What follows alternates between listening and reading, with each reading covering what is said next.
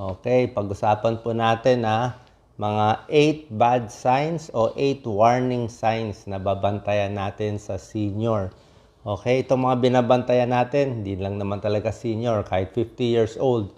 Actually, medyo hindi maiiwasan minsan to itong 8 warning signs kasi nagkakaedad talaga eh. Pero kahit papano, kaya natin bantayan na ma-delay ang pagdating nitong 8 warning signs pag nagkakasakit, pag tumatanda tayo.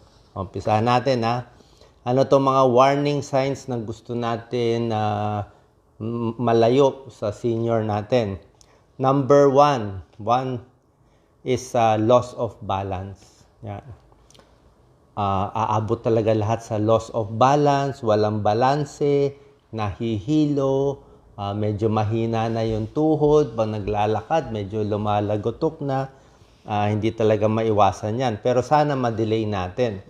Bakit nagkaka-loss of balance ang senior? Siyempre, pag 50 years old and above, mapapansin nyo yan, lumiliit na muscle, pati sa paa natin lumiliit na. Dati, kayang-kaya natin umakyat ng hagdanan. Ngayon, hingal na. Dati, pag akyat, di ba? 3 palapag. Ngayon, parang ayaw na umakyat. Bakit kaya ganun? So, humihina ang muscle natin. That's sarcopenia. And second, pag senior, mas may hilo na. May vertigo.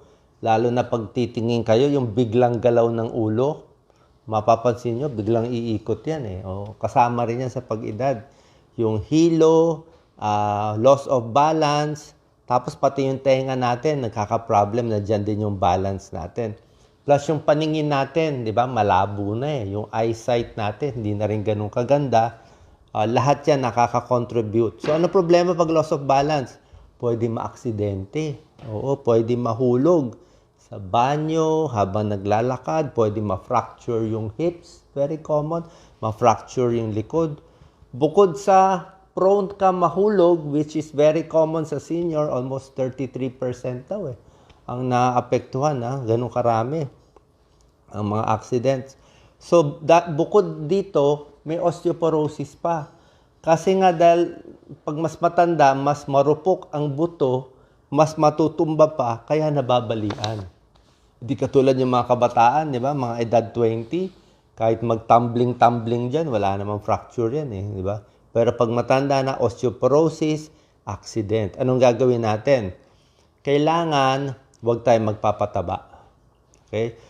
Tuloy-tuloy yung protein sa pagkain, yung nutrition. Kasi pag overweight, sakit ang tuhod, di ba? So, kailangan maganda rubber shoes natin. Pag senior po tayo, bili tayo ng magandang rubber shoes kasi mas stable. Mas stable yan. Lalo na kung maglalakad tayo, dun na sa may patag.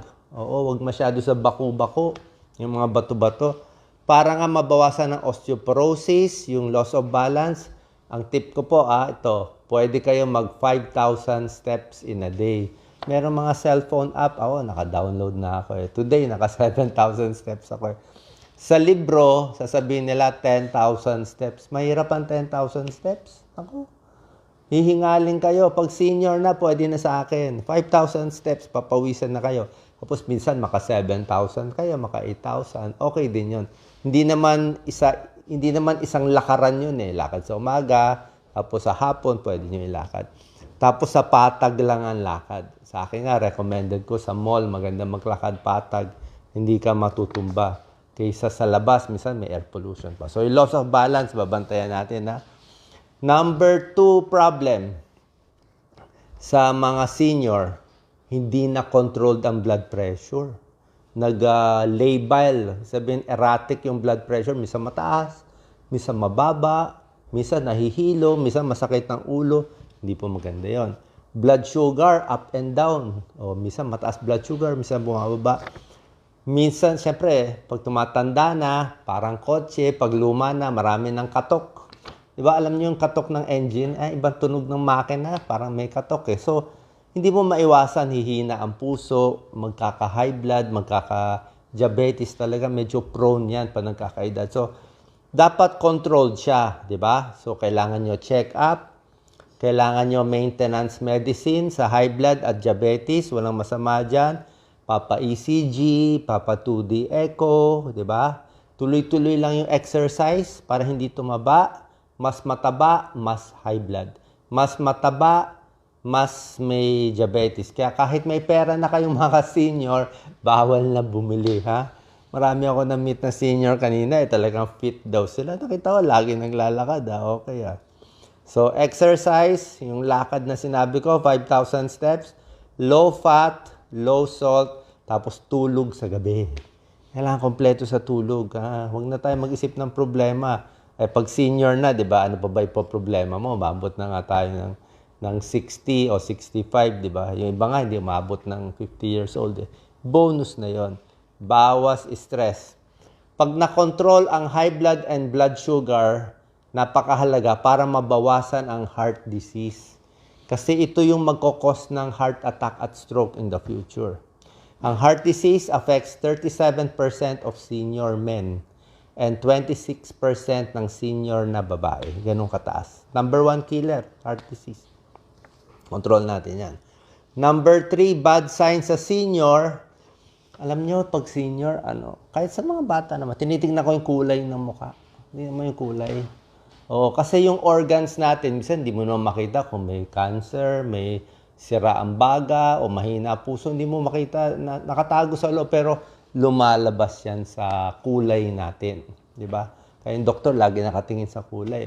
Pag mahina na yung puso, nagiging pale yan. Mahina ang baga, kulang sa oxygen, mangingitim-ngitim na yung mukha. May sira ang kidneys, nagda-dialysis, ashen gray yung color, di ba? Maputla, iba rin ang kulay.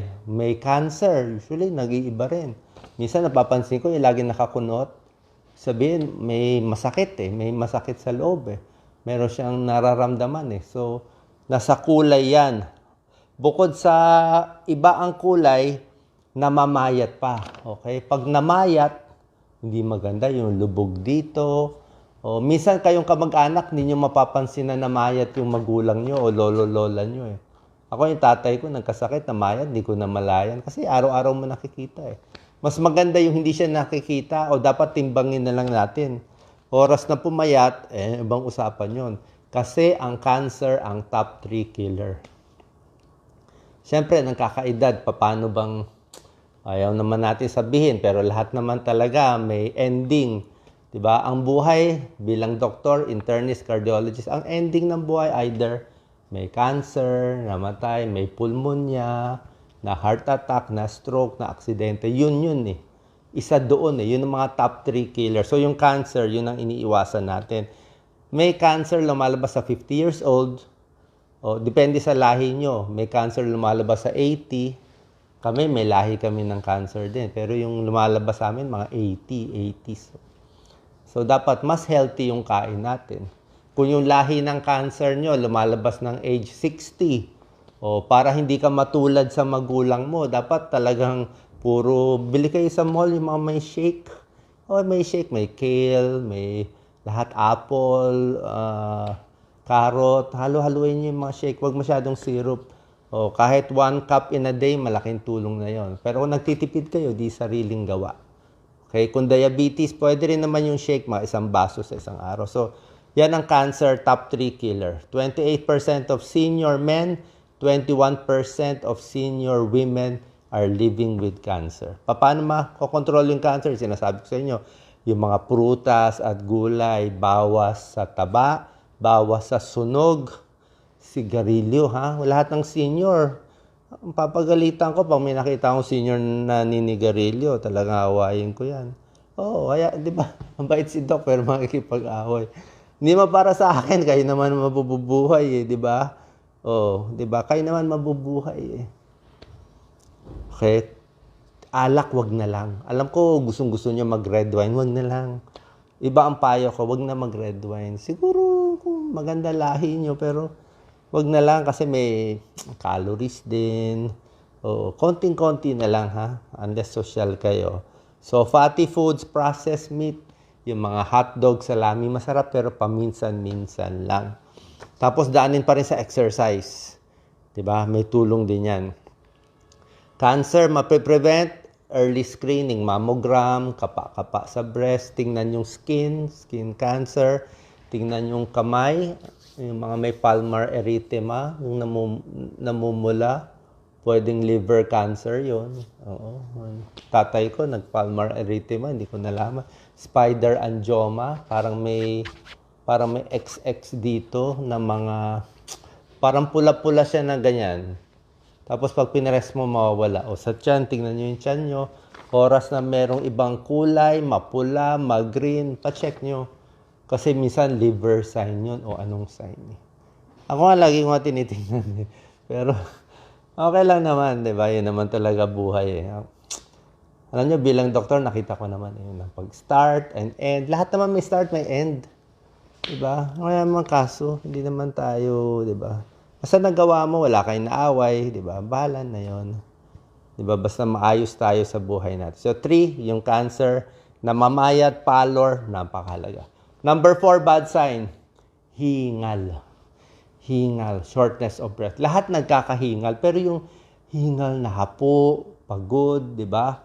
Tapos lalo na yung hingal na minsan yung sobrang hingal na parang may huni na, parang may huni na siya. O, pag tumatanda, syempre humihina ang puso, given yan, hihina ang baga, kahit hindi kayo smoker, kasi pag tumatanda, hihina talaga yung puso, titigas. Yung baga, hihina din. Kahit yung kidneys, kahit healthy kayo, hihina din siya. So, pag hinihingal, dapat yung konting hingal lang, di ba? Baka umabot sa hingal na, oy, may heart failure na pala. O baka may COPD na, chronic obstructive pulmonary disease. May asthma na, may emphysema na. Hindi natin masasabi. Kahit non-smoker tayo. Basta nakatira kayo sa NCR, sa Maynila, o sa city, sa Cebu, yung mga ganyan, mga city, mausok talaga eh. O nung bata kayo, lagi kayo exposed. O lagi kayo nasa labas. So, hindi natin masaba, lalo na kung naninigarilyo. O tinamaan ng pulmonya, di ba? So, yung baga, napakahalaga. 10% of men and women nagkakahika. Okay? So, para makaiwas, kailangan magpapabaksin tayo sa flu. Okay, magpapabaksin tayo sa flu at sa pneumonia. Okay. So, yan ang gagawin natin, ha? So, yung sa baga, napakahalaga. Number 5, ito. Yung makakalimutin. Yung mabilis makalimot. Okay? Alzheimer's disease.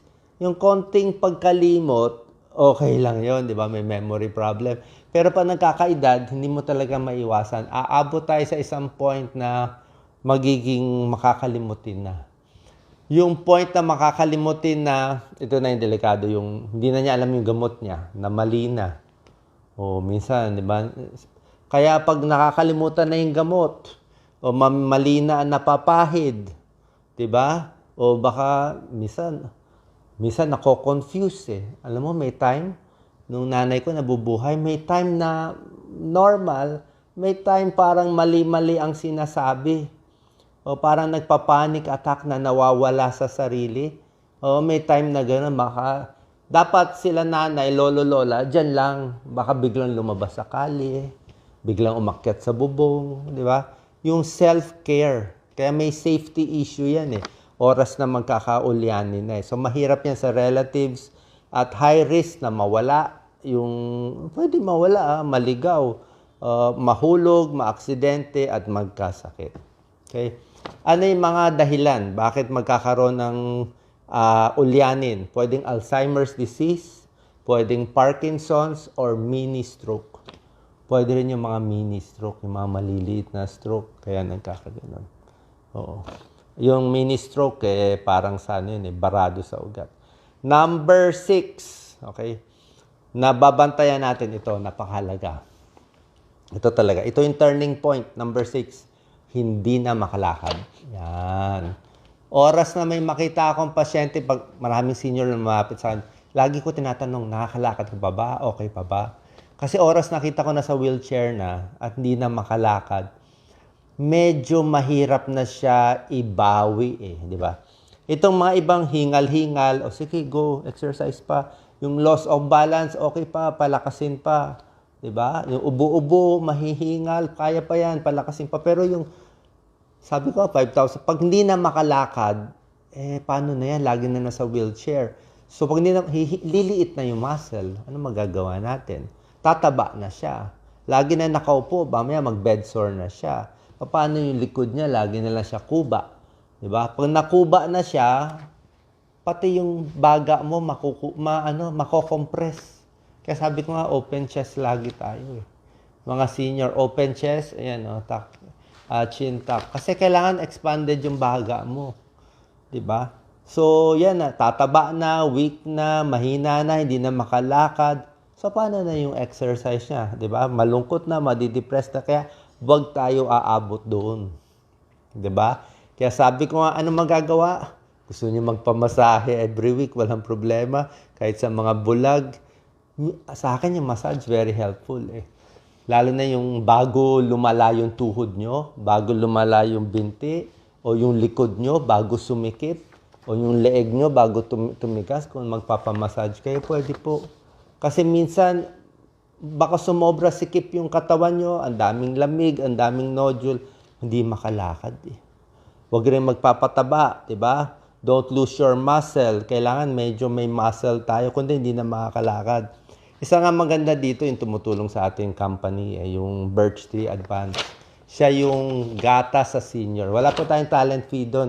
Nag-usap lang kami, mamimigay lang tayo sa mga mahirap.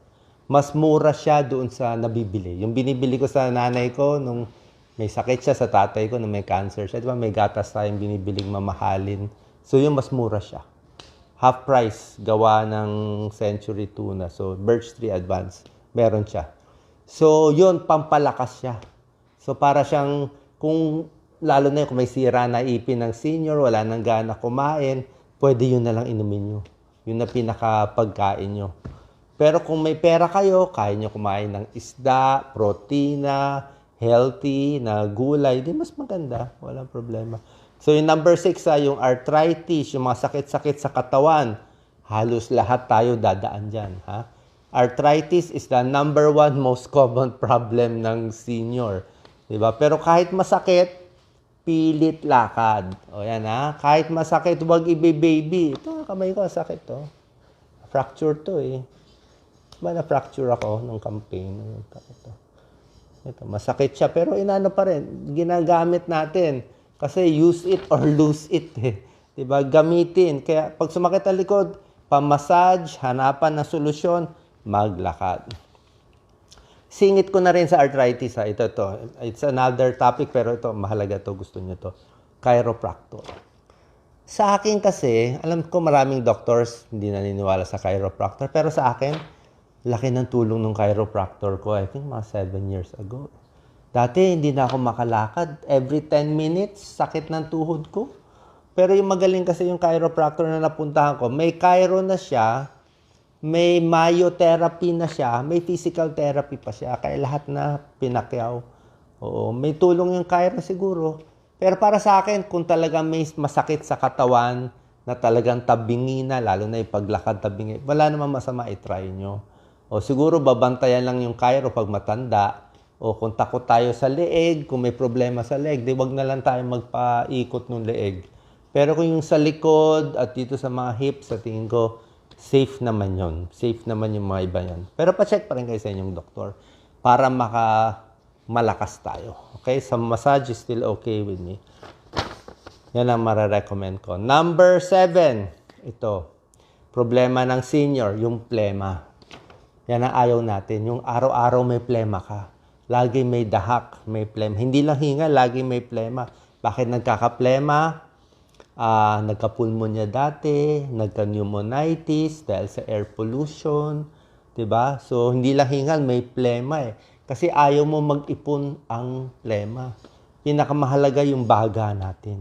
Okay? So ano magagawa natin para ma-exercise yung lungs, mawala yung plema? Meron nga akong simple na solusyon, libre. Para sa baga, para sa plema, para sa puso, para sa utak. Parang miracle cure, no? Cure all. Pwede siya. Alam nyo ano? Maglakad lang kayo ng 5,000 steps in a day. Kung kaya nyo 7,000, okay na yan. Yan ang turo ng mga pulmonary rehab, cardiac rehab. Simple lang. lakad is the best. Kasi yung mga jogging, hindi na pang senior yun eh. Oo. Yung basketball, alanganin eh. Swimming, kung may swimming pool kayo.